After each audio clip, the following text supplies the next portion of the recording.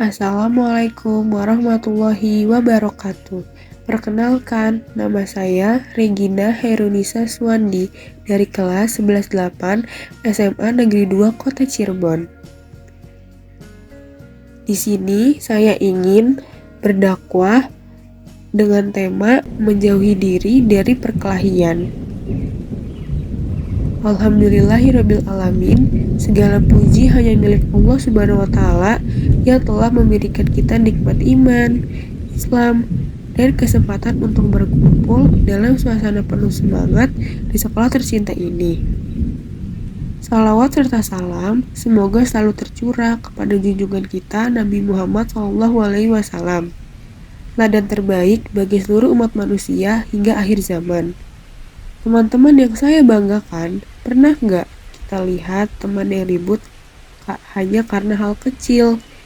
Kadang cuma karena saling ejek, tersinggung sedikit, atau merasa gengsinya dilukai. Akhirnya emosi naik, suara meninggi, dan perkelahian pun terjadi. Padahal kalau kita pikir-pikir, apa sih yang kita dapat dari berkelahi? Biasanya malah berujung penyesalan, permusuhan, dan rasa bersalah. Rasulullah SAW bersabda, tidak halal bagi seorang muslim untuk menjauhi saudaranya lebih dari 3 hari. Mereka bertemu, yang satu berpaling, dan yang lain pun berpaling. Yang terbaik di antara keduanya adalah saling memulai mengucapkan salam. Hadis riwayat Bukhari dan Muslim. Hadis ini mengajarkan bahwa sesama muslim itu bersaudara. Kalau sampai terjadi salah paham atau pertengkaran, kita tidak boleh membiarkannya berlarut-larut. Justru yang paling mulia adalah yang mau mengalah, memulai salam, dan memperbaiki hubungan. Teman-teman yang dirahmati Allah, kadang kita mengira bahwa kekuatan itu diukur dari seberapa hebat kita membalas atau seberapa keras kita melawan. Padahal Rasulullah SAW menegaskan dalam hadis lain, orang kuat bukanlah yang pandai bergulat, tetapi orang kuat adalah yang mampu menahan dirinya ketika marah. Hadis riwayat Bukhari dan Muslim. Lihat betapa indahnya ajaran Islam. Nabi Muhammad SAW tidak mengajarkan kita untuk menang dengan kekerasan, tapi menang dengan kesabaran dan pengendalian diri.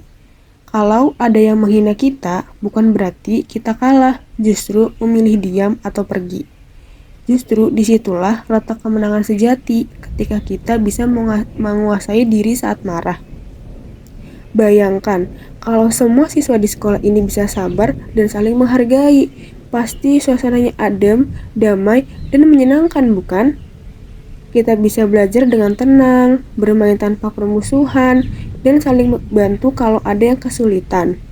Itulah lingkungan yang diinginkan oleh Allah dan Rasul-Nya. Teman-teman sekalian, perkelahian itu gak cuma membawa masalah di dunia, bisa dipanggil guru, dapat hukuman, bahkan bisa mencoreng nama baik keluarga dan sekolah. Tapi yang lebih berbahaya lagi, perkelahian bisa menjadi dosa di sisi Allah, karena membuat orang lain terluka, baik secara fisik maupun batin. Sebaliknya, jika kita memilih untuk sabar, memaafkan, dan menahan amarah, Allah akan memberikan balasan pahala yang besar. Rasulullah SAW bersabda, barang siapa yang menahan amarah padahal ia mampu melampiaskannya, maka Allah akan memanggilnya di hadapan seluruh makhluk pada hari kiamat dan mempersilahkannya memilih bidadari yang ia kehendaki. Hadis riwayat Abu Dawud dan Tirmidzi. Masya Allah, betapa besarnya pahala bagi orang yang bisa menahan amarah. Allah tidak hanya mencintainya, tapi juga memuliakannya di akhirat kelak. Jadi teman-teman, mulai hari ini, yuk kita berjanji untuk menjauh dari perkelahian. Kalau ada masalah, selesaikan dengan bicara baik-baik, bukan dengan tangan. Kalau emosi, tarik napas, diam sebentar, dan ucapkan astagfirullah.